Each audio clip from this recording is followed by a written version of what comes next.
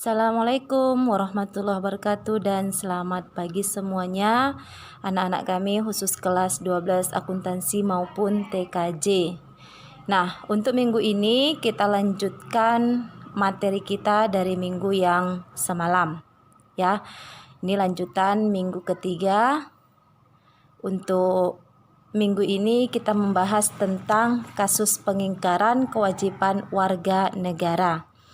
Nah, di antara pengingkaran kewajiban warga negara dari hal yang kecil atau yang ringan sampai hal yang berat, yaitu di antaranya membuang sampah sembarangan.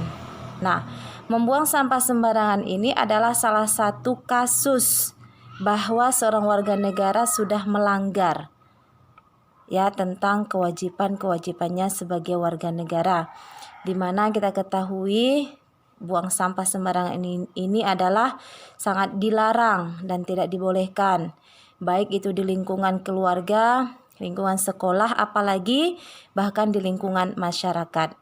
Itu yang pertama. Yang kedua, melanggar aturan tata tertib berlalu lintas. Nah, anak-anak kami sekalian, berlalu lintas ini adalah salah satu peraturan yang wajib kita patuhi. Nah, apabila kita sebagai warga masyarakat, warga negara masih melakukan pelanggaran-pelanggaran berlalu lintas, nah, maka kita akan kena hukuman. Nah, di dalam kasus pengingkaran kewajiban warga negara ini adalah sangat berat. Nah, makanya kita sering dihimbau atau bahkan aparat sering menghimbau kepada kita masyarakat kalau naik kendaraan harus memakai helm. Kemudian yang punya SIM bawa SIM. Ya, nah ini adalah salah satu peraturan yang mereka buat dan harus kita patuhi. Nah, kalau kita melanggarnya, maka itu disebut sebagai kasus pengingkaran kewajiban kita sebagai warga negara. Ini yang kedua. Yang ketiga, merusak fasilitas negara. Ya, merusak fasilitas negara. Ini adalah salah satu kasus pelanggaran, ya, kasus pengingkaran kewajiban sebagai warga negara.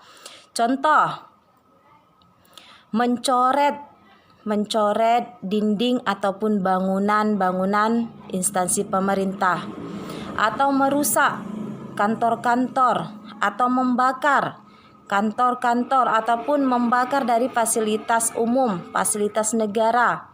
Ini salah satu kasus di dalam pengingkaran kewajiban sebagai warga negara. Nah, bukan hanya di dalam pemerintahan, kita di sekolah juga.